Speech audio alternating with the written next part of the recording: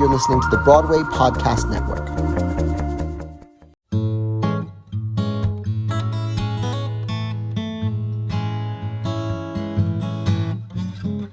Say there's this person you pass in the hall every day.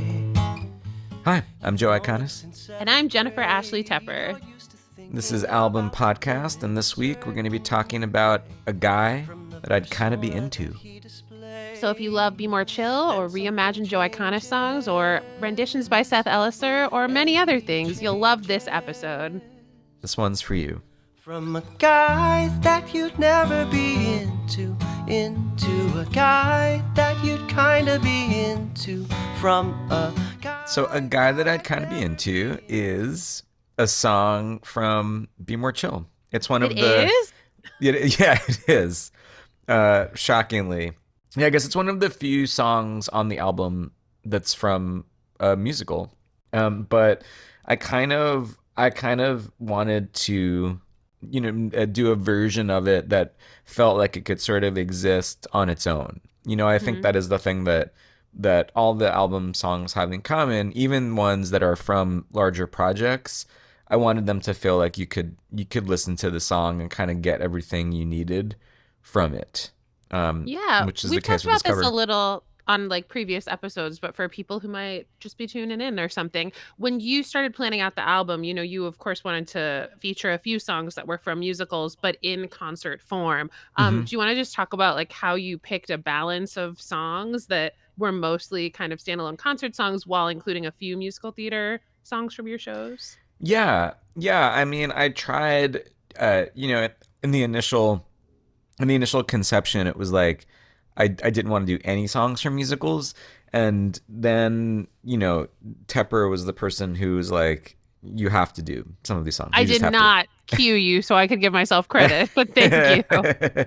But it's the truth. But you were right. You were correct. Where it's like so many of these songs live in concert, in my concert life, in a way that does feel like its own thing. They feel like they're their sort of own pieces of work, separate from the shows that they're from. And a lot of times the concert versions of them are just kind of different. It's a different vibe. It's a different orchestration, sometimes a different arrangement. And so in choosing the songs from shows, it was kind of like it was a lot about the people who I knew were going to be available to sing them. It was like, okay, if we can get, Nick Blameyer to do Social Worker, I want to do Social Worker. And if we can't get him, then I don't want to do that song. So there was that kind of thing. But I really wanted songs that felt like they could sort of live on their own and could feel different from an eventual cast album of the shows that they're from. And so there's kind of the most from Black Suits, and then a couple from Blood Song, and my dream is that one day there'll be a proper Black Suits cast album, and that there'll be a proper Blood Song cast album. And my hope is that the versions of the songs that would be repeats on those eventual cast albums will sound really different from the versions that are on album. And we tried to make sure that was going to be the case with everything we did. Yeah. Well, the difference between when you and I first started recording podcast episodes and now is, of course, the album has been out for a lot longer. So have you heard from anyone on, social media or otherwise who has discovered the album and they only know Be More Chill? Or do you feel like people are finding the album because they're like, I want a new version of a guy that I'd kind of be into, and then finding their way in that way? Yeah, I mean, it's been cool. I definitely feel like people are discovering the album from Be More Chill. It kind of feels like, what I'm seeing, and I'm such a lurker, I'm a real huge searcher of my indirects. I love seeing what people are saying about me, most of which is not very nice, but it seems like kids, if you're listening, that's not necessarily healthy. Consult, your it's not healthy. Don't do it about this topic. Yeah, do not search your name on Twitter or Broadway World message boards. I wish that I would listen to my own advice with that. But it seems like people, the sort of larger, theater people know what's up, but the sort of larger, audience a lot of people are like, oh, I didn't know he wrote other shows or wrote other things, Mhm. you know? It kind of feels like people are like, wait, what is this? This is his follow up to Be More Chill, the second thing he's written. And so it's been cool to kind of see people, discover it. But what's wild is that the album is so huge that a lot of people, haven't even like listened to the whole thing. I feel like there are people Mhm. who are fans of the album who haven't even heard half the songs, because it's so big. And so then also because of that, it's not the kind of thing where I feel like everyone is sort of gravitated to one song. It truly does feel like, oh, there's, so many people who are fans of Kevin, and then there's so many people who are fans of Last on Land, and then people who are fans of Velociraptor. It's just like each song sort of has its own fan base, and so it's really strange. I've never experienced anything quite like it, where it's almost like all of the songs are their own little like mini musicals, and people are like gravitating towards the different musicals. Um, but I definitely have been feeling like people have been digging this cover of guy that I'd kind of be into, and it's worth noting that so it's Seth Eliser is singing it and playing it, and differences, the difference from the original version. I mean, the most sort of like obvious difference is that in the show it's sung by Christine, who's a gal, and here it's sung by Seth, who's a guy, and this version is really something that Seth just came up with. Like I think he did it at a concert, I think, right?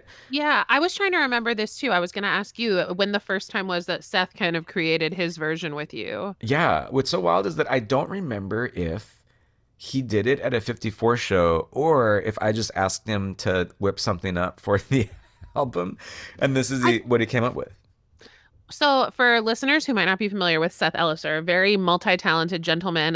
When he does songs in Joe's concerts, sometimes he'll play the drums at the same time. This is Hmm. not one of those moments. No. Although it'd be funny if it was. But yeah, I mean, he does such an incredible job with it, and I have a memory of seeing it live. We'll have to look up which came first, the live song or the creation for the album. Yeah, yeah. But this is one of the rare tracks where I feel like I had nothing to do with it. I feel like, sure, I wrote the song, sure, I asked Seth to, make up an arrangement and perform it, but it's all him. Like the Hmm. arrangement is 100% him, and I just think it's perfect, and it's like I wanted it to sound like that. I wanted it to sound like a Jason Mraz song that someone might sing at an open mic or something. And I mean, it sounds like if someone if someone gave that performance at like a random like coffee house open mic, it would be like a really stunning moment. It would be like the best Hmm. open mic of all time, But I wanted to, in the show, it's like I think it's actually a great example of like the difference between like a cast album version of a song and album version of a song, where the song could not sound more different on with Seth singing on an album than with Stephanie singing it on the Be More Chill cast albums. The orchestration in the show, in Be More Chill, it's like it's so sort of like rockin', and it's so like it's bouncy, and it feels so like kind of in your face. And then this version is so stripped back and acoustic and kind of romantic. And something that I like about it is that I feel like it sort of turned into like a straight up love song. Hmm. It sort of turned into a really classic, just like there's this guy I like and I'm gonna tell him, Yeah. song. Can we also touch on for listeners the origin of the song itself? So, in the process of writing "Be More Chill," how did this song come to be? Oh yeah, this song came to be. It was a song that came sort of late in the process. We were in rehearsal for Two River, and we needed we needed a song for that moment in the show, because where Guy That I Kind of Be Into happens in Be More Chill that is originally where I Love Play Rehearsal was. That Hmm. was the song in that moment. And so kind of late in the process, we decided to move I Love Play Rehearsal to earlier in the show so that it would be Christine's first song. And then it kind of left this hole where we knew we needed something. And so our great director, Stephen Brackett, was like, we need a musical something, but like, we don't want one of your whole songs because it's just like, you have to just stop writing these 5 to 6 minute songs. Like the show just simply can't take another one. And so I was like, but maybe it's a short song. And he was like, no, why don't you just write some little transitional thing, repeat something, why don't you? And so I went into a rehearsal room at Ripley Greer as the cast was rehearsing, and I wrote the song. I wrote "Guy That I Kind of Be Into," and it was one of those songs that came like almost immediately. It was like it almost like I wrote it in like almost like the time it takes to play it, just and it was like Very Richard Rogers. it was yeah, exactly. But it's like when I'm in rehearsal for something, I feel like that's when I'm my sort of the most productive, and I just feel like my brain is firing in a different way. And so with pressure on, and with people on the other side of a wall who are like waiting for the material, I Hmm. feel like I can sometimes channel something greater than myself and just like and the ideas that have been swirling in my head for a long time just kind of synthesize immediately. And that's what happened Hmm. with Guy That I Kind of Be Into. And when I set out to write it, I was like, this has to be like a 2.5 minute song. This has to be the shortest song in the show. Otherwise, Stephen Brackett's not going to let me put it in. And that's what it is. And that's what I did. Yeah. Great song. Excellent rendition by Seth Eliser. I did change the last word of the song. Hmm. In the Be More Chill version, it has a fake out ending, which is sort of ties to Christine's thing of like whenever she ends a song, she says a word that you don't think she's gonna say, and so it's sort of the guy that I kind of be into. You think she's gonna say you, and she says Jake, and when we were in the studio, Seth recorded a version where he said Jake, and then I was like, you know what? Can we just do one where you say you? Can you just like, let's just say you? And it immediately was like, oh yeah, that's what it is. It's like Yeah. let's not try to be like clever or cute. It's just like let's finish it out with the That inevitable. feels like the album version, the correct Yeah, album version. yeah, Totally. yeah, for sure. I remember so often as a kid, and it's different, but hearing a song that from a musical theater writer that I loved was on someone's album and completely discovering that performer from the album. So I just feel like in a sort of parallel way, I don't know. I have heard from a couple of people who like love Be More Chill and have found this, or honestly, who love the YouTube performance of Andrew Rannells singing Kevin. And so they listened to Kevin on the album, and that was their gateway. But it just does feel like including songs like this in new, exciting versions is like presenting an entryway for people to discover more of your work who might only know one thing. Yeah, yeah, for sure. And I love that the songs can live in the world. I love the idea of people encountering the songs, whether it's through the songs themselves or the singer. Or it's just yeah, I think it's a really lovely way to get into a piece of work. Totally. Meeting a song in the wild. Well, while we're talking about it, I will say that another person who does a great cover of this song is Lauren Marcus, and there's Mhm. videos of that.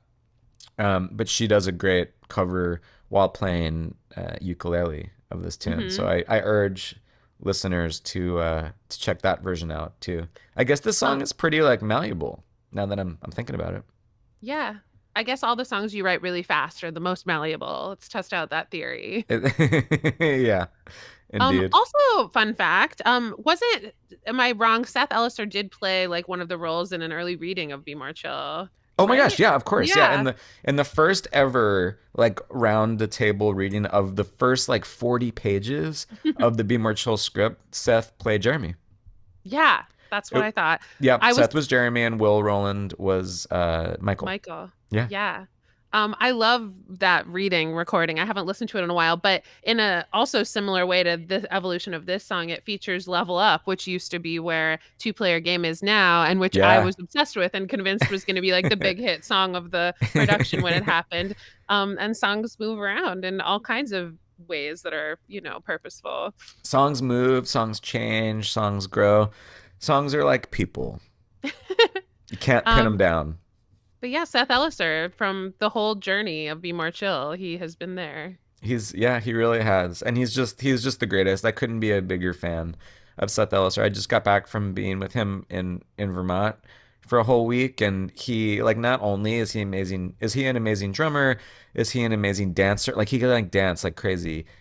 Great actor, great singer, great guitar player, but he also like knows how to survive in the wild in a way that is very impressive to me. And like he knows things like, oh, you gotta, you can't park the car underneath that tree because the snow will weigh it down and the branch will snap. And like he just knows, like he could like he if you put him like on an island with like a spatula and a wild boar, he could live for a few weeks for sure. It's very true. I feel like he could literally cook you like gumbo from things he found while playing guitar and also like, singing the role of Elvis in All Shook Up. Like he's very multi-talented, as we said. Yeah, incredible. We don't know when this will air, but Seth is finally doing his own solo show at 54 Below in the spring. So either if you're listening to this, come see it because it's going to be really amazing, or check out videos if this is coming out after it happens, because I'm sure there'll be great videos. Hey, thanks so much for listening or watching to my podcast. Do me a favor and go to wherever you just listen to or watch this thing and subscribe or like or give us a great rating or review, and then head to bpn.fm/album to find out even more information about this podcast, more ways to watch, more ways to listen, and check out my album. Thanks so much for hanging out. Album Podcast is executive produced by Liz Armstrong, produced by Dori Berenstein, Alan Seals, Kim Garris, and the rest of the team at the Broadway Podcast Network. Be sure to visit bpn.fm/album for both audio and video versions of this podcast and to listen to Album. Is